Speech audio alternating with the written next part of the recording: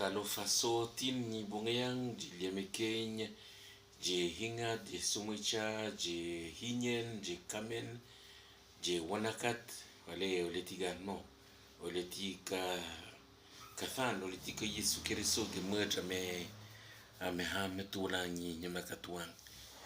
Voilà, donc bonjour à tous. Aujourd'hui, je vais vous donner quelques verbes en langue yai, pour vous aider à enrichir votre vocabulaire, enrichir votre discussion et bien sûr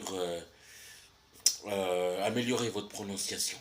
Voilà, donc vous avez le premier mot qui est là-haut affiché, qui est le mot heleu, le verbe heleu qui s'écrit H-E-L-E-U accent circonflexe et qui veut dire chercher. Ensuite, vous avez le mot degec, D-E-G-E-C. Degec, ça veut dire jeter. Ensuite, vous avez le troisième verbe, SOU, qu'on a déjà vu. SOU, S-O-U, accent circonflexe. On rappelle que U, accent circonflexe, se prononce U en yai, mais que la lettre U se prononce OU. Ok, donc SOU, ça veut dire se baigner ou se doucher. Ensuite, vous avez le mot se, S-O avec l'accent très mal là-haut. Se, ça veut dire couper. Ensuite, vous avez le mot suba, S-U-B-A accent circonflexe. Suba, ça veut dire découper ou séparer. Ensuite, vous avez le mot bwebwech. Bwebwech qui s'écrit B-E-B-W-E-T-R.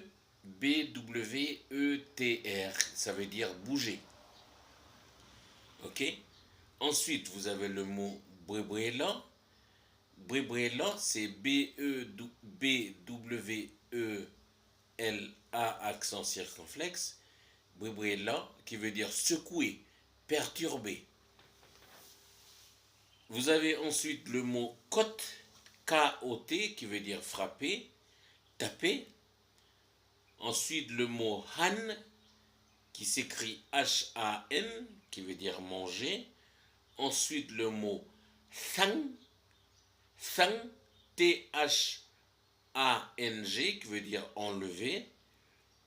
Ensuite, vous avez le mot thong, T-H-O-N-G, qui veut dire brûler, incendier. Ensuite, le mot neu, H-N-E-U, accent circonflexe, qui veut dire laver, nettoyer. Ensuite, vous avez le mot he, qui veut dire marcher, gratter. Mais gratter dans le sens gratter le coco, ok. He, quand on dit ah mais he wanu, ça veut dire qu'il gratte le coco. Torch, ça veut dire se lever, mais ça veut dire aussi se marier, mais ça veut dire aussi s'arrêter, ok. Voilà, torch, ça veut dire se mettre debout, mais ça veut dire aussi donc s'arrêter. Ensuite, vous avez le mot ngele, H-N-G-E-L-E, ça veut dire observer. Ça veut dire aussi regarder, mais dans le sens observer. Ensuite, vous avez le mot bwele, B-W-E-L-E.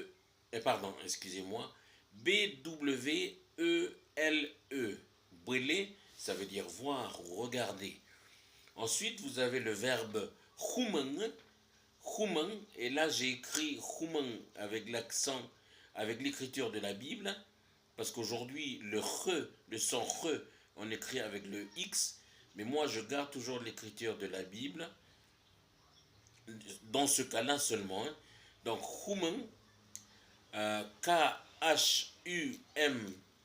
avec un accent très mal là-haut, N-G, qui veut dire chanter, et enfin hitch, H-I-C, hitch qui veut dire prier ou bien adorer. Voilà, et ça peut vouloir dire aussi une prière, ok.